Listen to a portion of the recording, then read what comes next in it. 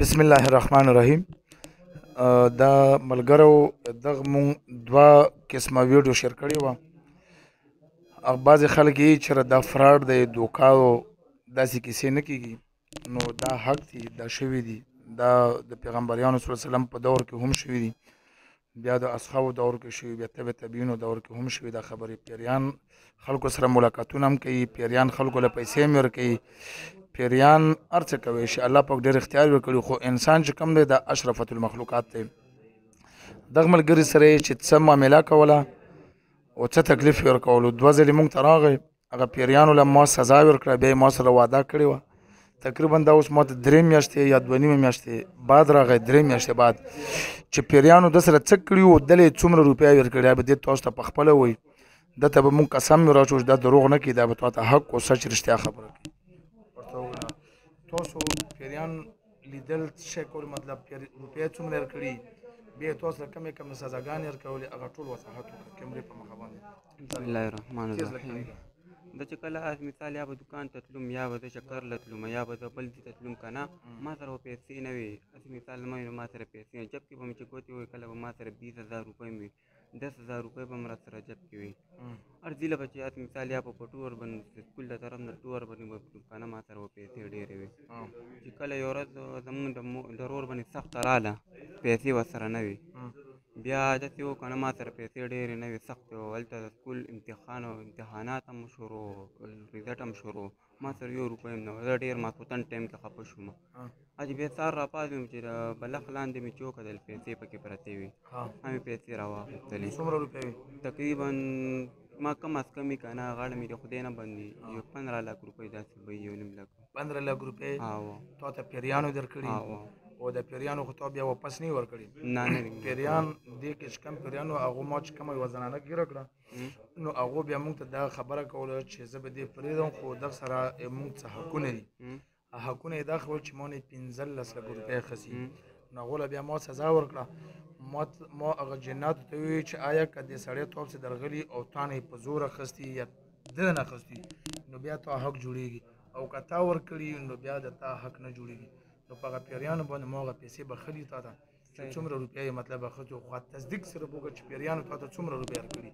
ناظرین یې چې وګوري چې آیا دا دوکا فراډ نه دی، رښتیا خبره. او کله سره تعلق ساتي هغه علاقه مو ښایي. ماله چې کمې روپۍ راکړې، 15 لک روپۍ راکړې وي. پیریانو درکړي؟ پیریانو راکړي. تا نوم څه دی؟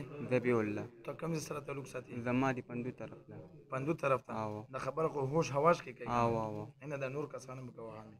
لکه بعضې خلک دا وایي چې د پیریان چالو روپۍ نه ورکوي او پیریان د چا نه وریم نه. پیریان پیسې پټوي او چې څوک په چا باندې مین شي هغو ته یې بیا ورکوي. او دا منګ نیوله خبره وه چې یاره ما سره یې منګني کړې وه، کویدنې یې سره کړې وه، هغې تصدیق هم نه وکړه. زه 8 کاله وم که نه، چې ما مورکۍ ته وویلې ویله مخامخ را باندې څه شی دی که نه، ستوره را باندې را که نه. مور ما ته ویل څه شی هم نه دی که ویده شه که نه. په هغه ټایم کې په ما باندې پیریان عادت شوي وو. بیا زه ونه یېرېدلم. بیا دې به ما ته ویلې موږ سره ګرځه، موږ سره هغه کېږه که نه، تاسو له به موږ پیسې هم درکړو، تاسو له به موږ هر څه شی کوو، موږ سره ګرځه را ګرځه. بیا په یاره ورسره کېدم، اخره کې زه ورسره عادت شوم. بیا زه په ځان باندې نو مخفره بیا ما ته وویل موږ سره کېږدن وکړو، دا دی او هغه دی که نه. بیا ما ورسره کېږدن، زه وړوکی وم، 8 کاله عمر مې و که نه، ما ورسره کېږدن بیا وکړله. بیا لګیا بیا اخره تا کول مور او پلارونه خو پټه کړې وه؟ او مور پلارونه مې پټه کړې وه. او در کمې پیسې چې تا 15 لک اخیستې، په دې باندې تورونه خبر وو؟ نه هسې مثال ما سره به پیسې جب کې وي که نه، ما له به مور او پلار ویله پیسې دي د کوم دي نه کې، ما به ورته حل نه ویلې.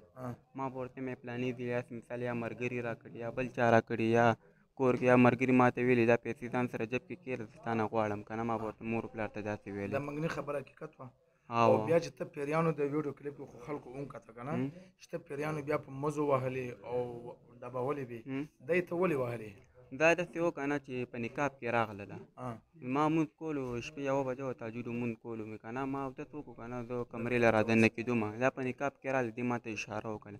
دا ډایرکټ एकदम ویرېدو. ما چې کمرې ته منډه کوله، دې एकदम راونیولم، بلې کمرې ته یې بوتلم.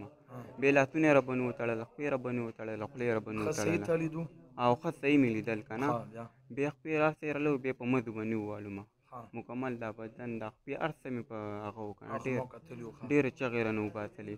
بیا مې مور پلار نه خبرېدل، بیا مې اکثره بیا دیوال ما ووالو. دا یې ولې وهلې؟ څه وجې نه یې وهلې؟ چې یو طرف ته یې تاله پیسې درکولې، مینه یې درسره کوله او بل طرف ته یې په مزو وهلې دی ولې وهلې ته دې موږ ته دا ویل خو ټول پیریانو خپلې خبرې نور پیریانو خو ما خبرې ویستې هغه دی ته ولې وهلې دې په دې والوم که نه چې دې ویلې که نه چې موږ سره واده وکړه واده وکړه ما ورسره واده نه کولو که نه ما له به مور پلار وي دې سره واده ونه کړي ما ورته ما د واده نه انکار وکړو د دې وجې غوسه شو دې وجې نه او دا ته ښه د زړه نه وې رښتیا یې او دروغ خو نه بالکل قسم د لخونو بالکل بس دا ویډیو ما شیر کړې وه ډېرو خلکو دا خبره کړه چې د غوړ کې نه د انټرویو واخیستې چې آیا دا فیک دي پیریان دروغ کوي یا رښتیا دي نو ما ویلو چې دغه سره منګني شوې وه 3 سال نه بعد د واده خبره شوه د واده نه دغه انکار وکړو چې کله انکار وکړو نو پیریان په ده باندې مسلط شول بیا به یې وهلو په مزو په شاټونو قسمه قسم مختلف تکلیف یې ورکولو هغې نه بعد ما ته راغی ما ورته علاج چالو کړو هغه پیریانو خبرې تاسو واورېدې